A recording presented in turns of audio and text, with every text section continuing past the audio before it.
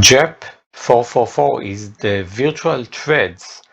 JEP is Java Enhancement Proposal. Basically, it's a design document that describes an enhancement to the Java platform. And the virtual threads, which is going to be released on Java 21, it was already in preview mode in previous versions of Java, is one of the most super important features being added to Java. So let's read this. It's explaining it really good. We won't go through all of this because this is really long, but let's read this and have some comments on this. So summary. Introduce virtual threads to the Java platform. Virtual threads are lightweight threads that dramatically reduce the effort of writing, maintaining, and observing high-throughput concurrent applications. Okay, so we have straight threads, we have standard threads, but we know we have limits on them. Let's go through this. History. Virtual threads were proposed in a preview released by JEP 425. JEP is Java Enhancement Proposal, and delivered in JDK 19 already. To allow time for feedback and to get more experience. They were proposed as a preview feature again by JEP 436 and delivered in JDK 20. This JEP, so as we see for each JDK, even though it's the same feature, they still have a new JEP for it. This JEP proposes to finalize virtual threads in JDK 21 with the following changes from JDK 20.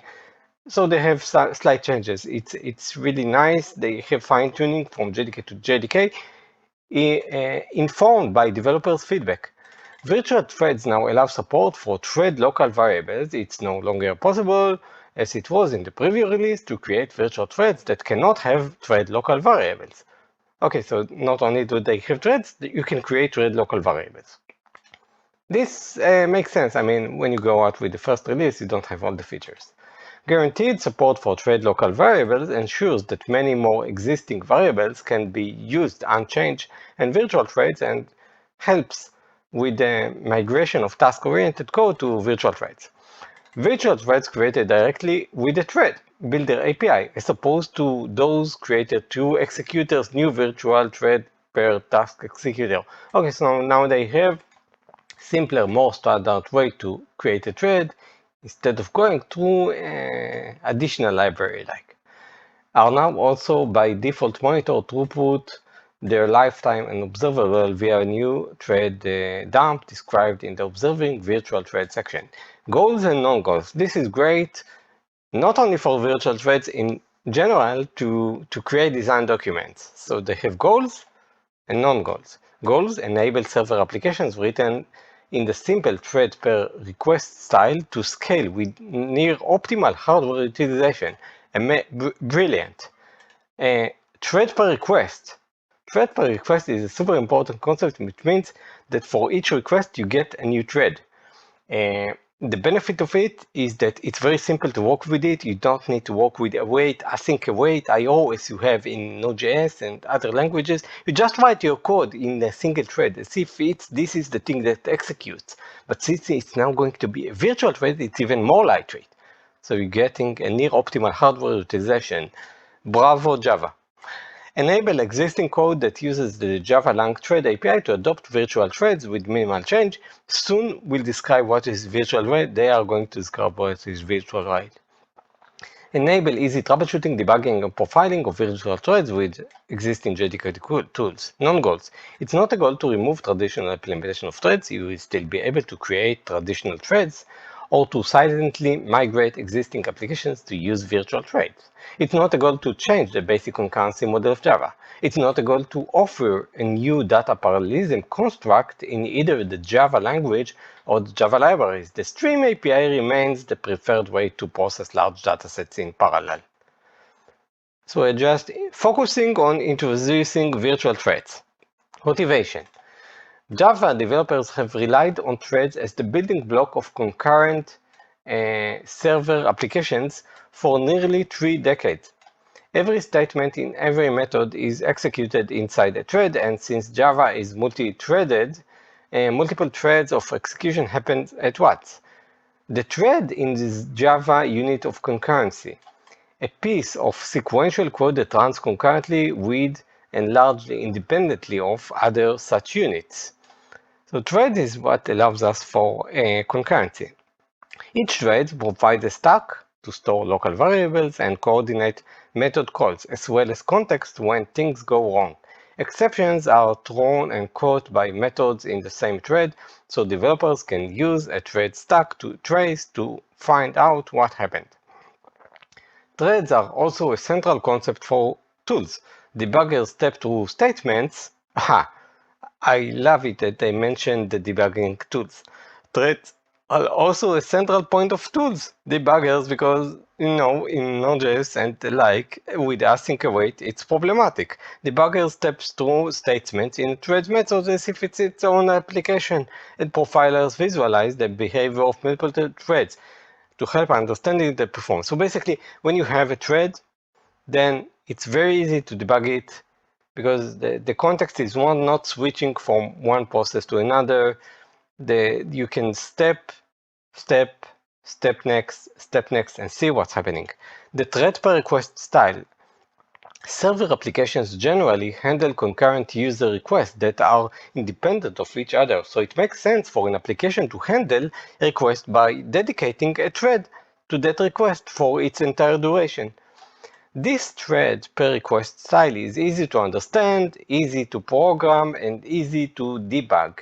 So, there is this sexy async IO, but yeah, maybe you can get eat the both sides of the cake and both have threads with an easy to program, easy to understand, and also use the async IO. And easy to debug and profile because it uses the platform unit of concurrency to represent the application's unit of concurrency. The scalability of server applications is governed by Little's law, which relates to latency, concurrency, and throughput. For a given request processing, duration, latency, the number. So if you have a latency of 1 millisecond, you can process 1000, even with a single concurrency, because 1 millisecond per request means that with a single concurrency, you have 1000 requests per second because each request will take 1 millisecond. This is the Little's law. For a given request processing duration, in example latency, the number of requests an application handles at the same time, concurrency must grow in proportion to the rate of arrival, throughput. For example, suppose an application with an average latency of 50 milliseconds achieves a throughput of 200 requests per second by processing 10 requests concurrently. In order for that application to scale to a throughput of 2000 requests per second, it will need to process 100 requests concurrently. If each request is handled in a thread for the request duration, then for the application to keep up, the number of threads must grow as throughput grows. Unfortunately, the number of available threads is limited because the JDK threads are costly, so we cannot have too many of them. Yeah, so if we use native threads, and this is what Java is doing, when we create a new thread, this is why we have this virtual thread, and we cannot really scale. We have some limit on the number of threads. OS threads are costly, so we cannot have too many of them, which makes the implementation ill-suited for the thread per request style. If each request consumes a thread and thus an OS thread for its duration, then the number of threads often becomes limiting factor long before this is what we go to the async IO. Long before other resources such as CPU or network connections are exhausted. The JDK current implementation of threads caps the application's throughput to a level well below what the hardware can support. Yeah, so we use thread per request, but because each thread is a native thread of the OS, we don't utilize the hardware to its limit. But we get clarity. So with virtual threads, we'll get both. This happens even when threads are pulled, since pulling helps avoid the high cost of starting a new thread but does not increase the total number of threads. Improving scalability with asynchronous style. Some developers wishing to utilize hardware to its fullest have given up the thread per request style in favor of thread sharing style. Instead of handling a request on one thread, From start to finish, request handling code returns its thread to a pool. This is what we see in Node.js. When it waits for another, also in Java, if we use the async IO, when it waits for another IO operation, so that the thread can service other requests. This fine-grained sharing of threads in which code holds on to a thread only while it performs calculation, not while it waits for I/O, allows for a high number of concurrent operations without consuming a high number of threads. While it removes the limitation on throughput imposed by the scarcity of OS threads, it comes at a high price. It requires what is known as asynchronous programming style, employing a separate set of I/O methods that do not wait for I/O operations to complete, but rather later on signal their completion to a callback. Without a dedicated thread, developers must break down their request handling logic into small stages, typically written as lambda expressions, and then compose them into a sequential pipeline with an API, not to talk about debugging, which becomes super complex. See completable feature, for example, or so-called reactive frameworks.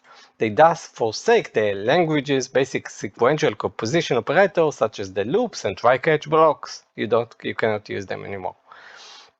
In the asynchronous style, each stage of request might execute on a different thread, and every thread runs stages belonging to different requests in an interleaved fashion. This has deep implications for understanding program behavior. Stack traces provide no usable context. You lose the stack trace. Debuggers cannot step through request handling logics. You lose debuggers. And profilers cannot associate an operation cost with its caller. You lose profilers.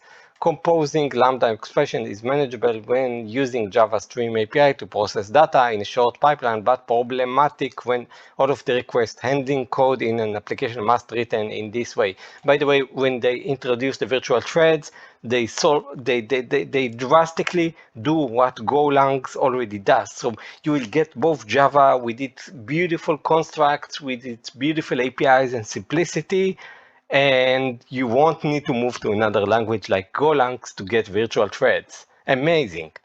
This programming style is at odds with the Java platform because the application's unit of concurrency, the asynchronous pipeline, is no longer the platform of concurrency, preserving the thread per request style with virtual threads to enable applications to scale while remaining harmonious with the platform. We should strive to preserve the thread per request style. Yeah. We can do this by implementing threads more efficiently, so they can be more plentiful. Operating system cannot implement OS threads more efficiently because different languages and runtimes use the thread stack in different ways. It is possible, however, for Java runtime to implement Java threads in a way that serves their one-to-one correspondence to OS threads, just as operating systems give the illusion of plentiful memory by mapping large virtual address space to a limited amount of physical RAM. A Java runtime can give the illusion of plentiful threads by mapping to a large number of virtual threads to a small number of OS threads. So they will do all the async IO behind the scenes for you, while you will think you are working in a single thread, just like in Golang, but in Java, which is a big bonus. A virtual thread is an instance of Java lang thread that is not tied to a particular OS thread. A platform thread, by contrast, is an instance of Java lang thread implemented by the traditional way, a thin wrapper around OS thread. Application code in the thread per request style can run in a virtual thread for the entire duration of a request.